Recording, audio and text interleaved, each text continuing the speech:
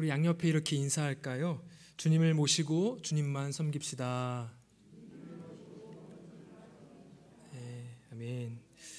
저는 오늘 읽은 말씀을 중심으로 옛사람을 벗고 새사람을 입으라, 옛사람을 벗고 새사람을 입으라 라는 제목으로 함께 말씀을 나누려고 합니다. 골로새 교회는 유대교와 이교도 사상에서 흘러나온 세상적인 것 그리고 미신적인 어떤 가르침을 받아들일 위기에 처해 있었는데요. 사도 바울은 결론적으로 지난주의 말씀이었죠. 2장 23절에 그런 것들은 자의적 숭배와 겸손과 몸을 괴롭게 하는 데는 지혜 있는 모양이다. 그러나 오직 육체 따르는 것을 금하는 데는 조금도 유익이 없다라고 분명히 못을 박았습니다. 그러면 그리스도인이 어떻게 하면 육체 따르는 것을 금할 수 있을까요? 어떻게 하면 옛사람을 우리는 과연 벗어버릴 수 있을까요? 성령께서 바울을 통하여 기록한 말씀을 우리 함께 들어보시기 바랍니다. 그리고 우리 모두 옛사람을 벗어버리는 일에 성령이 주시는 지혜와 유익을 얻기를 간절히 소원합니다. 그럼 옛사람이라는 말, 새사람이라는 말, 우리가 이제 신앙생활을 해오면서 굉장히 많이 접한 오늘 본문이기도 하고 단어이기도 합니다. 이 옛사람이라는 말 자체는 본문의 9절 하반절에 이제 등장을 하는데요. 옛사람과 그 행위를 벗어버리고 옛사람하고 그 행위를 연결시켜 놨어요. 옛사람과 그 행위를 벗어버리라. 이 옛사람이라는 말은 과거의 신분을 의미합니다. 그리고 그 행위는 옛사람의 신분에 맞게 걸맞는 그 행위를 말하는 것이죠. 이것이 옛 모습이라면 지금은 뭔가 달라졌다라는 것을 의미하겠죠. 옛, 그러니까 과거의 신분, 과거의 행위, 지금은 달라졌다라는 것이죠. 지금은 또 다른 신분을 갖게 되는 것이고 또 그 다른 신분에 따른 어떤 행위들이 마땅히 나와야 된다라는 것을 옛사람을 통하여 우리는 배울 수 있습니다. 실제로 바울은 7절과 8절에서 아주 명확하게 골로새 성도의 옛 상태와 지금의 상태를 대조를 하고 있는데요. 우리 본문의 말씀을 우리 화면을 통해서 같이 한번 읽어보기를 원합니다. 7절 8절입니다. 함께 읽겠습니다. 너희도 전에 그 가운데 살 때에는 그 가운데서 행하였으나 이제는 너희가 이 모든 것을 벗어버리라. 골로새 성도들의 과거와 현재가 다르다라는 거죠. 완전히 달라졌습니다. 전에는 그들이 그 가운데 살고 그 가운데서 행하였습니다. 옛사람의 신분을 가지고 그에 걸맞는 그런 삶을 살았죠. 하지만 이제는 달라진 거예요. 옛사람의 모든 것을 벗어버려야 합니다. 왜 그래야 될까요? 왜 우리는 옛사람을 벗어버리고 다른 신분을 갖추며 그 신분에 걸맞는 삶을 살아야 되는 것일까요? 왜요? 신분이 달라졌기 때문에 그래요. 우리의 신분이 달라진 거예요. 예를 들어서 난폭하고 악독한 남편과 함께 살던 여인이 있다라고 한번 생각을 해보십시오. 그녀는 악한 남편에게 날마다 매맞고 그가 시키는 대로 악한 일을 행하며 고통스러운 삶을 살아갑니다. 그러던 어느 날 그녀의 남편이 갑자기 세상을 떠났습니다. 이를 본 한 의로운 남자가 그녀의 상황을 딱하게 여기고 그녀를 구출해 주기를 원하는 거죠. 구원해 주기를 원해요. 그래서 그녀와 결혼해서 그의 집에서 경건하고 행복한 삶을 함께 살아가도록 하였습니다. 그녀의 남편이 바뀌었어요. 그래서 그녀는 과거의 삶을 다 벗어버리고 이제 새 남편과 그 전의 삶과는 전혀 다른 새 남편과 다른 행복한 삶을, 경건한 삶을 살아가게 되는 것이죠.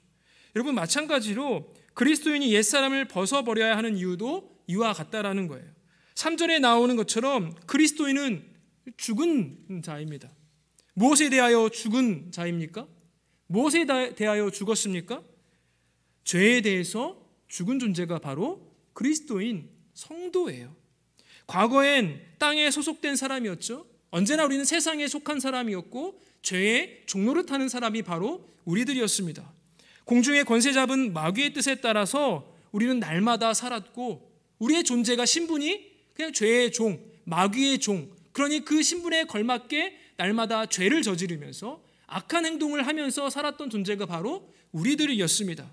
그가 만든 세상 풍조에 따라서 육체의 마음이 원하는 것을 하면서 본질상 하나님의 진노 아래에 있던 자들이 바로 우리들이었다고요. 언제요? 예수 믿기 전에. 하나님의 은혜를, 하나님의 긍휼을 입기 전의 상태가 바로 이런 모습이었다라는 거죠. 그러나 하나님께서 무엇을 하셨습니까? 죄인을 불쌍히 여기셨어요. 긍휼히 여기셨어요. 그래서 그 모든 죄를 다 그리스도의 십자가에 못을 박았습니다. 죄인의 옛 남편이었던 세상의 악한 영들, 통치자들과 권세들을 다 십자가로 승리하셨습니다. 이제 그리스도인은 더 이상 땅에 속한 자들이 아니에요. 세상에 속한 자들이 아닌 것이죠. 그들은 세상의 초등학문에서 그리스도와 함께 죽었다라고 사도 바울은 골로새서 2장에서 이야기한 바 있습니다. 또한 하나님은 죄인을 흑암의 권세에서 건져내셨을 뿐만 아니라 그의 사랑의 아들의 나라로 옮기셨다라고 1장에서 언급했죠. 또 하나님께서 그리스도를 죽은 자들 가운데서 일으키실 때에 믿는 우리도 어떻게 하셨다고 했어요? 함께 일으키셨다. 네, 함께 일으키셨다. 그래서 그리스도인은 이제 세상과는 결별하고 세상에 속한 자가 아니라 그리스도와 혼인한, 그리스도와 결혼한 그리스도의 신부가 되었습니다. 남편이 바뀌었어요. 사단이었는데, 죄였는데 이제 남편이 바뀌었어요. 우리 남편이 이제 누구예요? 신랑 되시는 예수 그리스도. 그래서 과거의 삶을 다 모두 벗어버려야 하는 것이죠. 이런 맥락에서 1절에 나오는 이 말씀, 그러므로 너희가 그리스도와 함께 다시 살리심을 받았으면 뭐하라고요? 위의 것을 찾으라. 위의 것을 찾으라.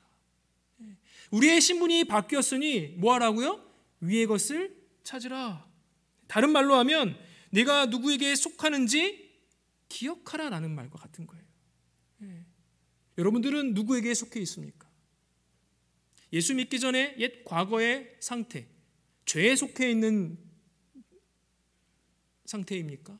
아니면 그리스도의 긍휼로, 하나님의 은혜로 택정하심을 받은 하나님의 자녀, 하나님께 속해 있는 상태입니까? 그것을 우리가 기억해야 된다는 거예요. 그리스도인이 위의 것을 찾아야 하는 이유는 또 2절에서 나오는 것처럼 위의 것을 생각해야 하는 이유는 뭐냐면 거기에 우리 신랑 되신 누가 계세요? 그리스도께서 계시기 때문에, 신랑 되신 예수 그리스도께서 하나님 우편에 앉아 계시기 때문에 우리는 위의 것을 생각해야 되는 거예요. 주 안에서 사랑하는 성도 여러분, 우리는 바울이 여기서 그리스도와 그리스도인의 관계를 얼마나 강조하고 있는지 우리 놓쳐서는 안 돼요. 바로 그것이 그리스도인이 옛사람을 벗어야 하는 이유이기 때문에 그래요. 우리가 누구에게 속해 있습니까? 사단 마귀에게 속해 있습니까? 세상에 속해 있습니까? 아니죠. 이제 우리는 누구에게 속해 있습니까? 우리의 신랑 되시는 예수 그리스도께 속해 있습니다. 그러니 사도 바울의 그 논조가 어떻습니까? 그러니 위의 것을 찾으라. 위의 것을 찾으라. 우리의 신분이 그리스도인이 되었기 때문에, 우리의 신분이 이제 옛 것이 아니라 새 사람을 입었기 때문에 새 것을 찾으라, 위의 것을 찾으라라고 사도 바울은 우리에게 권면하고 있습니다. 우리가 옛 사람을 벗어야 하는 이유는 위에 있는 무엇 때문이 아니라 위에 계시는 그분, 그리스도와 우리의 관계 때문입니다. 그리스도인은 땅을 더 이상 바라볼 필요가 없지요. 우리는 땅과 이혼한 사람이에요. 결혼이랑 이제 관련지어서 이야기해 보면 이혼한 거죠. 세상과 우리는 이혼했어요. 죄와 이혼했어요. 사단 마귀와 우리는 이혼했습니다. 3절에 나오는 것처럼 땅에 대하여 우리는 죽었다라고 이야기하고 있습니다. 분리된 것이죠. 그리스도인은 예수 그리스도의 구속의 은혜로 이 세상으로부터 구원받았습니다. 하지만 여전히 우리는 이 세상에 몸담으며 살아가고 있어요. 여전히 이 세상에 살아가지만 우리는 어떻습니까? 세상에 속한 자로 살아가지 아니하고 날마다 하늘에 속한 자로, 그리스도께 속한 자로 살아가는 자들이 바로 그리스도인입니다. 이제 우리는 세상과 구별된 존재로, 세상에 죽은 존재로, 세상과 결별한 존재로, 세상과 이혼한 존재로 살아가야 되는 것이죠.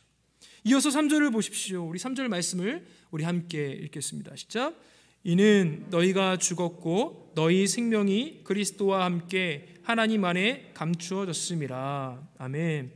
우리의 생명은 이제 그리스도와 함께 하나님 안에 감추어졌다라고 사도 바울은 이야기합니다. 이 말은 우리의 생명이 안전하다라는 말이에요. 왜요? 하나님께 있기 때문에. 하나님께 감추어져 있기 때문에 아무리 사단 마귀가 우리의 생명을 앗아가기 위해서, 빼앗기 위해서 아무리 찾아도 찾을 수가 없는 거예요. 왜요? 하나님께 감춰져 있기 때문에. 우리의 생명은 더 이상 죽은 자로 발견되는 것이 아니라 날마다 하나님 안에서 영원한 생명을 누리는 존재로 살아가게 되는 것이죠. 우리 생명이 그리스도와 함께 있어요. 우리의 생명이 하나님과 함께 있는 거예요. 하나님께서 우리 생명을 보호하시는 것이죠. 또 우리 생명은 그리스도와 함께 하나님 안에 감추어져 있다. 이중으로 보호되어 있는 거예요. 그래서 사단 마귀가 아무리 우리의 생명을 빼앗으려고 아무리 노력을 해도 빼앗을 수가 없는 것이죠. 여러분, 로마서 기자인 바울이 또 뭐라고 이야기합니까? 8장 38절과 39절 말씀인데요. 우리 같이 한번 읽겠습니다. 시작. 내가 확신하노니 사망이나 생명이나 천사들이나 권세자들이나 현재일이나 장래일이나 능력이나 높음이나 깊음이나 다른 어떤 피조물이라도 우리를 우리 주 그리스도 예수 안에 있는 하나님의 사랑에서 끊을 수 없으리라.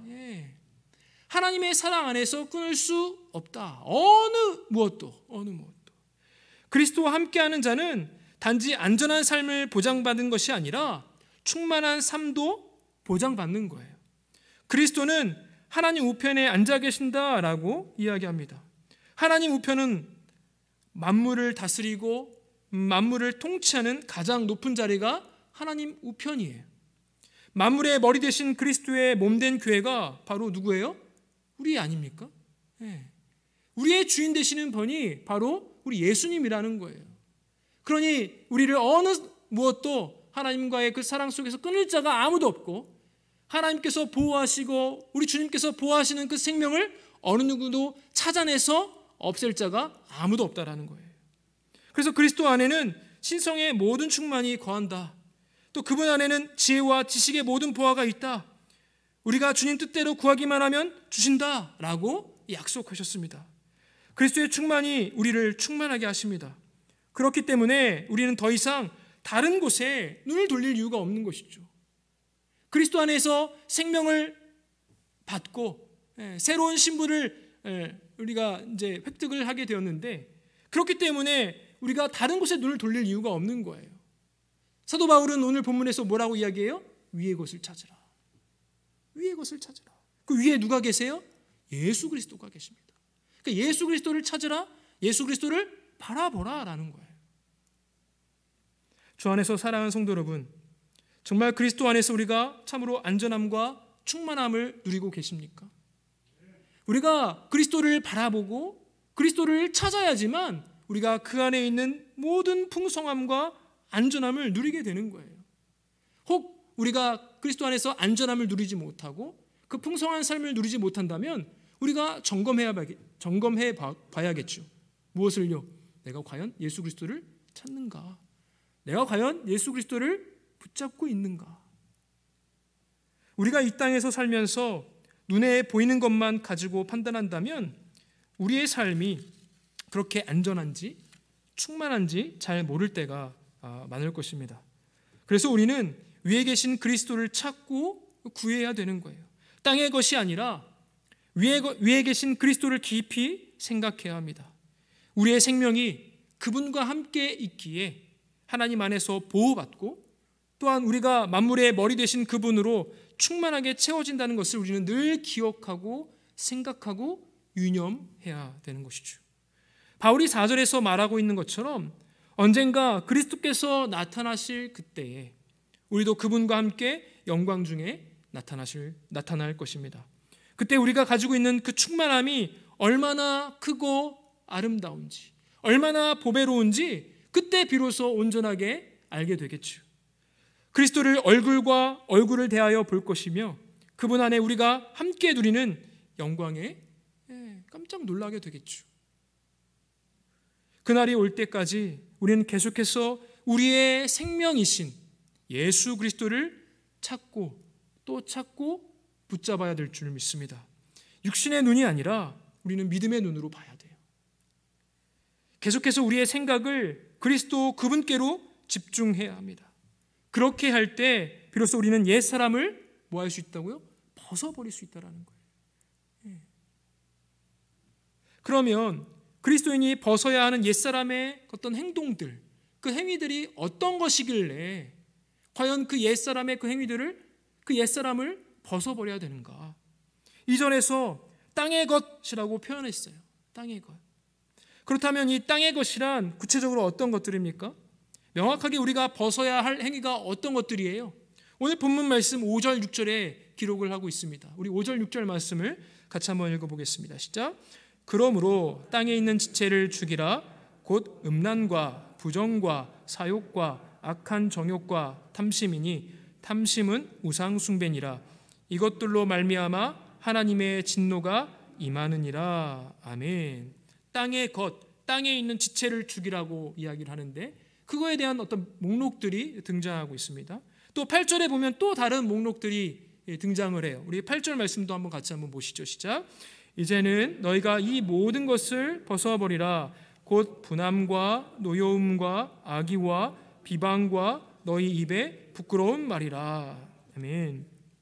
여러분, 그리스도인이 벗어야 하는, 죽여야 하는 그런 옛사람의 행위는 그리스도를 믿기 전에 행했던 그런 모든 행동들, 거룩하신 하나님께서 미워하셔서 그에 대하여 진노하시는 그런 일들인데 그 목록들이 뭐예요?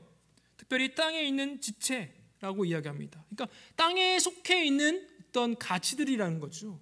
세상에 속한 어떤 사조, 세상에 속한 어떤 생각들, 그런 행동들이라는 거예요. 그리고 또한 사도 바울은 그것을 뭐라고 이야기하냐면 옛사람과 그 행위라고 부르고 있습니다. 결론적으로 그리스도인이 벗어야 하는 이 행위는 예수를 믿기 전에 그들이 따랐던 타락한 세상의 삶의 방식입니다. 거룩하신 하나님이 진노하시는 그런 죄악들이죠. 우리는 그 죄를 다 벗어버려야 합니다. 죄를 죽여야 돼요. 성경엔 바울이 언급한 죄보다 더 많은 죄의 목록들이 쭉 기록되어 있습니다. 성경을 한번 쭉 살펴보세요. 굉장히 많은 죄의 목록들이 등장을 하는데 본문에서 바울이 언급한 그 죄의 목록, 우리가 죽여야 할 그 죄의 목록은 크게 두 분류로 나뉘어집니다. 5절에 나오는 죄의 목록은 우리의 욕구와 관련되어 있는 거예요. 우리의 욕구, 우리의 마음의 상태. 반면 8절에 나오는 죄의 목록은 우리의 행위와 관련되어 있는 것이죠. 그러니까 마음과 우리의 행동, 둘 다 지금 다 보고 있는 것이죠. 이 간단한 사실만 봐도 그리스도인이 죄를 죽인다는 것은 우리가 눈에 보이는 그런 행동들, 그 행동만 바꾸는 것이 아니라는 것을 우리가 알 수가 있는 것이죠. 무엇까지 바꿔야 된다는 거예요? 우리의 마음까지. 그리스도인은 마음에서 일어나는 그 악한 그 욕구, 탐심, 탐욕도 다 죽여야 된다라고 성경은 이야기합니다. 조금 더 한번 들여다보십시오. 5절에 나오는 그 악한 욕구는 음란, 부정, 사욕, 악한 정욕, 그리고 탐심이라고 언급을 하고 있어요. 특별히 음란은 모든 형태의 성적인 욕구예요. 또 부정은 모든 종류의 악한 생각과 의도를 가리킵니다. 또한 사욕은 온갖 부끄러운 어떤 육체의 욕심들, 악한 정욕은 특별히 정신적으로 악한 욕구를 가리키는데요. 또 마지막으로 탐심은 더 많이 가지려는, 더 많은 것을 누리려는 그 마음으로 하나님께서 주신 것 이상의 것들을 얻으려는 그런 마음들이죠. 바울이 제시한 이 5가지 악한 욕구는 각각 구분하여 더 자세히 살펴볼 수도 있겠지만 이 하나하나 살펴보다 보면 시간이 굉장히 많이 걸리죠. 그래서 어떤 하나하나의 특징을 살펴보기보다는 전체적으로 한번 이해해 보기를 원합니다. 전체적으로 바울은 악한 성적 욕구를 강조를 하고 있는 거예요. 아마도 이교도권에서 우상 숭배를 하던 자들이 성적인 죄를 하나의 문화적, 종교적 행위로 자연스럽게 범했기 때문일 것입니다. 또 하나의 특징은 모든 욕구가 결국은 마지막 절정에 마지막에 나오는 것처럼 뭐예요? 탐심. 그 탐심처럼 하나님이 주신 것 이상을 얻으려는 그 우상 숭배의 문제를 가지고 있다라는 거예요. 가령 성적인 욕구 그 자체는 하나님이 주신 것이죠. 성적인 욕구 하나님 주신 거예요. 부부 사이에서 정말 풍성한 기쁨을, 참된 사랑의 교제를 누리는데 하나님께서 선물로 주신 것이 바로 성적인 욕구, 부부가 가운데 누리게 되는 어떤 하나님의 선물이죠. 문제는 무엇입니까? 하나님이 허락하신 그 선이 있어요. 그 선 이외에, 그 선을 넘는 배우자와 관계 속에서만 제한적으로 허락하신 것인데 그 이상을 얻으려는 그 강력한 욕구, 그 욕구가 하나님의 뜻을 넘어갈 때 그 욕구는 우리의 우상이 되는 것이죠. 하나님이 아니라 그 욕구를 숭배하는 것이죠. 그 욕구에 따라 행동하게 됩니다. 그러므로 우리는 우리의 마음을 한번 살펴보아야 돼요. 우리 마음 가운데 강력한 욕구가 생길 때 그것이 하나님의 뜻 아래에 과연 복종하는가? 하나님이 제시하신 어떤 그 제한된 어떤 그 기준에 우리가 복종하는가? 아니면 하나님보다 더 높은 자리, 아니면 하나님이 제시하신 그 기준선을 넘으려고 하는지를 우리 한번 살펴봐야 됩니다. 그래서 오늘 본문은 사도 바울은 뭐라고 권면하고 있어요? 죽여라. 그 욕구를 죽여라. 다음 목록을 한번 넘어가 보겠습니다. 마음에서 일어나는 악한 욕구보다 더 눈에 잘 드러나는 죄의 목록들이죠. 8절엔 악한 욕구가 맺는 열매인 악한 행위들이 기록되어 있습니다. 분함, 노여움, 악의, 비방, 입에 부끄러운 말들. 이런 분함은 무엇입니까? 속에서 끓어오르는 그 분노라면, 노여움은 분함이 터져서 나와 갑자기 폭발하는 그런 악을 가리킵니다. 또한 악의는 말로 상처를 주는 것이고, 비방은 다른 사람에 대하여 악한 말을 하는 거예요. 마지막으로 입에 부끄러운 말은 입에서 나오는 모든 종류의 어떤 더러운 말, 거짓된 말을 가리키는 것이죠. 앞의 목록과 마찬가지로 전체적인 특징을 한번 살펴보겠습니다. 여기서 바울은 특별히 말로 하는 죄를 좀 강조하고 있는 거예요. 마음속의 죄는 성적인 것을, 성적인 욕구를, 드러나는 죄악은 특별히 말의 죄를 지금 강조하고 있는 거죠. 분함과 노여움도 같은 종류의 죄로 묶을 수 있어요. 아마도 바울은 사람이 가장 쉽게 범하는 죄를 예로 들어서 알려준 것 같아요. 우리는 입으로 수많은 죄를 짓고 시시때때로 분노하고 그 표출을 우리의 입 밖으로 꺼내기도 합니다. 데이비드 폴리슨이라는 분이 선한 분노, 악한 분노라는 책을 쓰셨는데요. 이 책에서 분노는 기본적으로 무엇이 옳지 않다, 공평하지 않다, 합당하지 않다라는 그 판단에 기초한 반응이라고 설명을 합니다.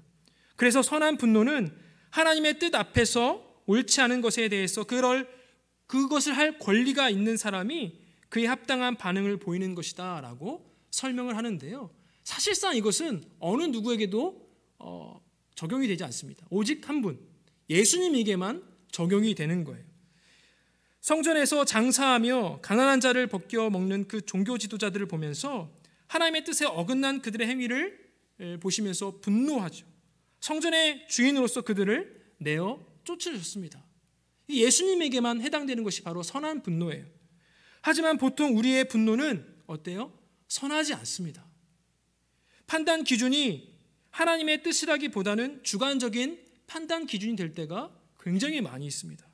분을 표출하는 방식도 하나님의 뜻에 합당하지 않죠. 하나님께서 공의로 판단하실 부분인데 우리가 재판관이 되어서, 우리가 심판자가 되어서 판단한 경우가 얼마나 많이 있습니까? 그래서 분노라는 죄는 하나님에 대한 불평이기도 합니다. 내가 하나님이라면 하면서 생각을 하는 거죠. 내가 하나님이라면 지금 이 상황을 이렇게 두지 않을 텐데. 분노는 하나님의 자리를 위협하는 거예요. 넘보는 것이죠. 만일 우리가 범사에 하나님의 주권과 섭리를 인정한다면 우리는 분노하지 않을 것이죠. 않게 되겠죠. 판단하지 않을 거예요. 말로 하는 죄들은 대부분 다른 사람에게 해를 끼치는 죄입니다. 하지만 이 죄는 1차적으로 누구에게 짓는 죄예요? 하나님께 짓는 죄입니다. 하나님께서 모든 사람을 자기 형상대로 지으셨기 때문에 그렇습니다. 그래서 야고보는 하나님을 찬송하는 데 쓰는 그 혀로 하나님의 형상대로 지음받은 사람을 저주하는 것이 마땅하지 않다라고 이야기하였습니다. 우리가 누군가를 저주하거나 비방하거나 판단하거나 심판할 때 여러 가지 부끄러운 말을 낼 때 그 순간만큼은 하나님이 그 말을 듣고 계신다라는 것을 우리가 기억하지 못하는 것 같아요. 우리 앞에 하나님이 계시다는 그 사실을 생각해내지 못하는 것 같아요. 만약 하나님께서 우리 앞에 떡하니 계신다고 한번 생각해 보세요. 어떻게 우리가 그 심판자 되시는, 판단자 되시는 그 하나님 앞에서 우리가 감히 판단하거나 심판하겠습니까? 우리가 그런 말을 입 밖으로 낼 수 있겠습니까? 그러면 우리는 다윗이 기도한 것처럼 우리의 입에 파수꾼을 세우시고 내 입술의 문을 지켜달라라는 그 기도가 날마다 우리의 인생 가운데 계속 되어져야 될 거예요. 마음에서 분이 생길 때, 입에서 더러운 말이 나올 때, 다른 사람에 대한 비방, 심판, 판단이 들 때 그것이 바로 내가 죽여야 할 죄라는 것을 잊지 마시기 바랍니다. 저희 집에 둘째가 4살인데요. 옷에 무언가 묻으면 재빨리 옷을 벗고 다른 옷을 갈아입습니다.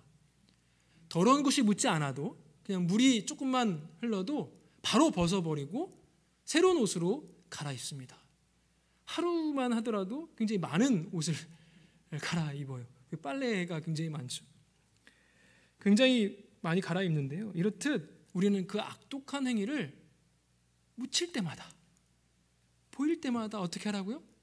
바로 벗어버려야 돼요. 바로. 그렇다면 여러분, 우리가 어떻게 옛사람을 제대로 벗을 수 있을까? 바로 벗으라고 제가 지금 말씀을 드렸는데 과연 어떻게 우리가 벗을 수 있을까요?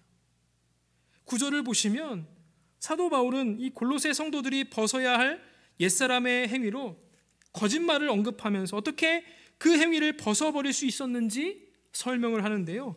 우리 9절부터 11절까지 우리 같이 한번 읽어보겠습니다. 시작. 너희가 서로 거짓말을 하지 말라. 옛사람과 그 행위를 벗어버리고 새 사람을 입었으니 이는 자기를 창조하신 이의 형상을 따라 지식에까지 새롭게 하심을 입은 자니라. 거기에는 헬라인이나 유대인이나 할렙하나 무할렙하나 야만인이나 수구디아인이나 종이나 자유인이 차별이 있을 수 없나니 오직 그리스도는 만유시오 만유 안에 계시니라. 아멘. 9절에 나오는 서로 거짓말을 하지 말라라는 그동안 설명한 옛사람과 그 행위 중에 하나인 거예요. 그 말로 하는 죄, 거짓하는 거, 살인, 입술로 사람을 죽이는 거 등등 벗어버려야 할 행위들이죠. 바울은 바로 이어서 그렇게 할 수 있는 이유, 그렇게 할 수 있는 그 방법에 대해서 설명을 하는데요. 이는 너희가 옛사람과 그 행위를 벗어버리고 뭐라고 이야기합니까? 새 사람을 입었으니 자기를 창조하신 이의 형상을 따라 지식에까지 새롭게 하심을 입은 자니라. 한마디로 뭐예요? 신분이 바뀌었다라는 거예요. 신분이 바뀌었다. 이제 그리스도에게 속하였으니 옛사람과 그 행위를 벗어버리고 새로운 사람을 입어야 한다라는 말이죠. 우리가 여기서 주목할 것은 자기를 창조하신 이의 형상을 따라 지식에까지 새롭게 하심을 입은 자라는 표현이에요. 여러분, 우리는 죄를 벗어버리기 위해서 겉으로 드러난 행위를 교정하려고 할 때가 굉장히 많이 있죠. 가령 어떤 모임에 가기만 하면 그 자리에 없는 한 사람을 딱 그냥 지목해서 뭐예요? 수근수근거리죠. 그 자리를 아예 그 수근수근거리는 것을 이제 좀 피하기 위해서 그 자리를 참석하지 않으려고 하죠. 하지만 성경을 쭉 살펴보고 우리가 과연 그렇게 그 자리를 피한다고 해서 죄를 저지르는 그 자리를 피한다고 해서 과연 될까? 충분하지 않다라고 성경은 이야기를 해요. 죄에 대해서 소극적인 태도인 것이죠. 죄를 피하는 것, 죄의 모든 국면을 피하는 것. 사실 이 모든 것들은 우리 앞에서 이야기한 2장에서 이야기한 뭐 하는 거예요? 금욕하는 거. 육체에 금할 것들을 금하는 거. 그러니까 특별히 이제 불교들이 하는 산속으로 들어가서 무언 수행하는, 산속으로 들어가는. 절은 기본적으로 다 산속에 있어요. 세속을 떠나는 거죠. 그러나 하나님께서 우리를 세상으로부터 건져내셨지만 바로 우리가 하나님 나라로 들어가진 않았어요. 그렇죠? 여전히 우리가 세상에 살아가고 있으면서 세상에 속하지 말 것과 하늘에 속한 자로 살아갈 것을 우리가 그런 권한을, 그런 의무를, 또 그런 사명을 우리 하나님께서 주신 것이죠. 그래서 우리가 소극적으로 그 죄에 대한 것들을 피하는 것 중요하지 않다, 아무런 도움이 되지 않는다, 그런 말을 하는 게 아니에요. 더 나아가서 적극적인 죄에 대해서 적극적인 어떤 행동들이 분명히 필요하다는 것을 제가 이야기하려고 하는 거예요. 이것을 제가 이야기하는 게 아니라 지금 사도 바울의 어떤 논리가 그래요. 한번 보십시오. 우리 속에서 흘러나오는 악한 욕구가 있기 때문에 아무리 그 죄악들을 자꾸 끊어내도 우리 안에서 계속 발견되는 게 죄라는 것을 우리는 심심치 않게 발견하게 됩니다. 그래서 사람들은 금욕의 방법으로 수행이나 금식하는 거잖아요. 욕구 자체를 말려 죽여서 악한 행위를 하지 않으려는 것이죠. 하지만 바울이 앞서 말한 것처럼 그런 방법으로는 육체를 따르는 것을 금할 길이 없다라고 이야기했어요. 행위나 욕구를 통제하는 것이 나쁘다는 것이 아니다라고 제가 앞서 이야기했죠. 아무런 효과가 없다는 말도 아니에요. 문제는 더 깊은 뿌리에 있다라는 거죠. 뿌리에. 예수님은 사람의 마음에서 나오는 것이 사람을 더럽게 한다라고 말씀하셨습니다. 바울이 언급한 목록과 비슷한 그 악한 생각, 음란, 탐욕, 악독, 비방, 교만, 이런 말씀들이죠. 이런 죄가 어디서부터 시작한다라는 거예요? 마음에서부터. 우리의 마음에서부터. 마음에서 시작된 그 죄가 욕구를 가지고 뻗어서 악행으로 열매를 맺게 되는 것이죠.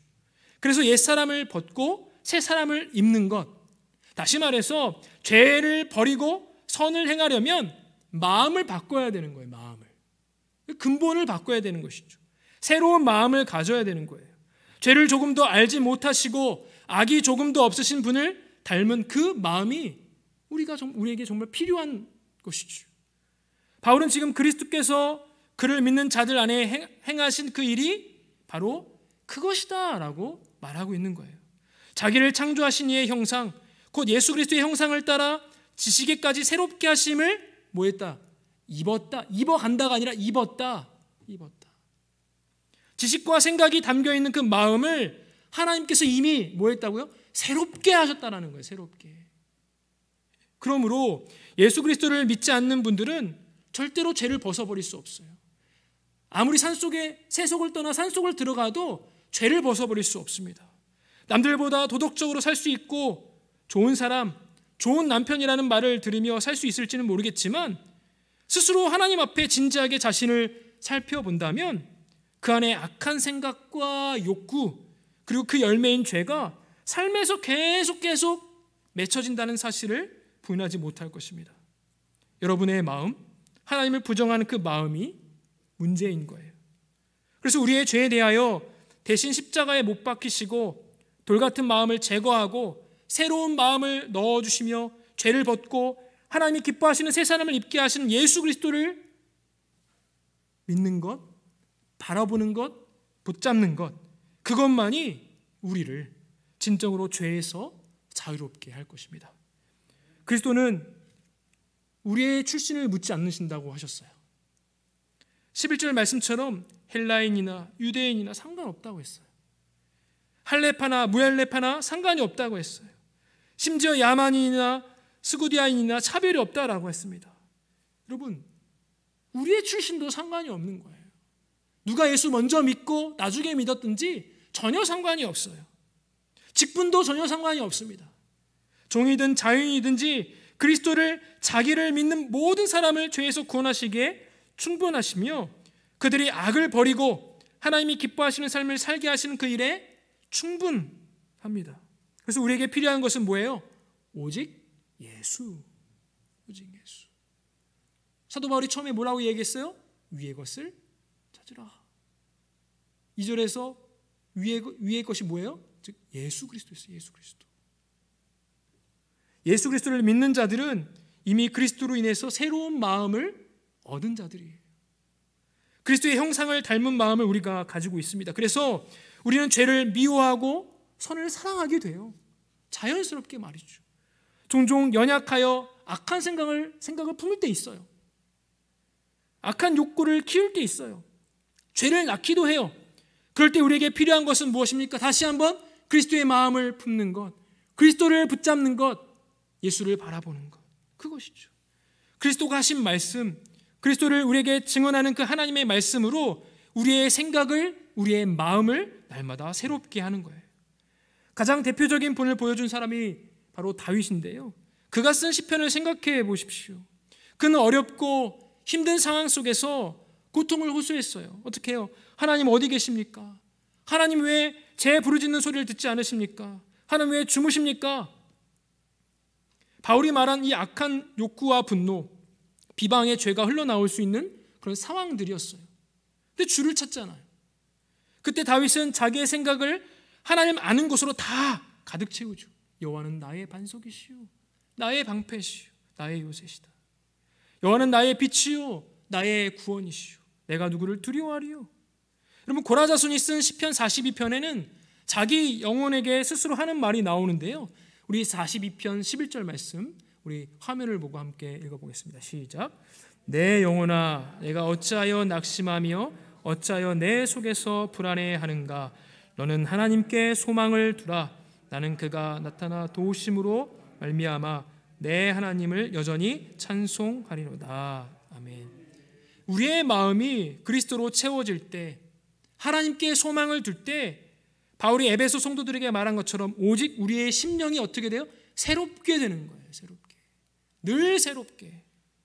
그래서 우리는 새로운 그 심령 가운데, 새로운 그 신분 속에서 나오는 새로운 행동들이 나오게 되는 것이죠.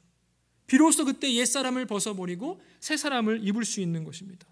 주 안에서 사랑하는 성도 여러분, 우리는 우리 마음에 무엇을 채우고 있는지 진지하게 생각해 보아야 합니다. 우리 마음엔 한정된 용량이 있고 우리가 세상적이고 미신적인 것을 채우면 그만큼 그리스도를 아는 지식을 채울 수가 없는 거예요. 세상적인 것을 채우면 아주 자연스럽게 세상적인 것이 막 나오겠죠. 그리스도를 아는 지식을 가장 고상한 지식으로 여기고 그리스도로 우리 마음을 온전히 채우기 위해서 다른 모든 것을 사도 바울은 뭐로 여겼다고 얘기했냐면, 죄송합니다, 다 똥으로 여겼다. 수단과 방법을 가지지 말고 어떻게든 그리스도를 더 얻기 위해, 그리스도를 붙잡기 위해, 그리스도를 바라보기 위해 수고하십시오. 그리스도를 찾고 그리스도를 생각하십시오. 그분은 우리를 자기 형상을 닮도록 변화시키시는 그 일, 즉 옛사람을 벗겨버리고 새 사람을 입히는 그 일에 충분한 지혜와 지식과 능력을 가지고 계신 분이십니다. 선지자 에스겔이 기록한 말씀을 읽고 오늘 말씀을 마치려고 합니다. 에스겔 11장 19절 20절 말씀입니다. 함께 읽겠습니다. 시작. 내가 그들에게 한 마음을 주고 그 속에 새 영을 주며 그 몸에서 돌같은 마음을 제거하고 살처럼 부드러운 마음을 주어 내 율례를 따르며 내 규례를 지켜 행하게 하리니 그들은 내 백성이 되고 나는 그들의 하나님이 되리라. 아멘. 주 안에서 사랑하는 성도 여러분, 우리 하나님께서 그의 백성에게 새 영을 부어주셨습니다. 그리하여 우리의 돌같은 마음을 제거하여 주셨고 아이들의 살처럼 부드러운 마음을 부어주셨습니다. 인격의 뿌리를 바꾸어 주셨어요. 그리하여 가지와 열매가 이전과는 달라지게 되었죠. 우리의 인생은 아무리 발버둥 치더라도 옛 옷을 스스로 벗어낼 재간이 없죠. 어떻게 옛사람의 행위와 행동들을 다 벗어낼 수 있습니까? 주의 성령께서 다른 옷을 입혀 주셔야지만, 새로운 영을 우리에게 부어 주셔야지만 가능한 거예요. 이제 우리는 하나님의 은혜 가운데서 그리스도로 옷 입은 백성이 되었고 새 옷을 입은 자가 되었습니다. 그러니 주 안에서 사랑하는 성도 여러분, 바라기는 주님의 기뻐하시고 선하신 뜻대로 날마다 성령의 도우심 속에 주 예수 그리스도를 찾고 바라보고 붙잡음으로 심령이 날마다 새롭게 되어서 새 사람의 행위를 통해 주를 기쁘시게 하고 영화롭게 하는 인생이 되기를 간절히 소원합니다.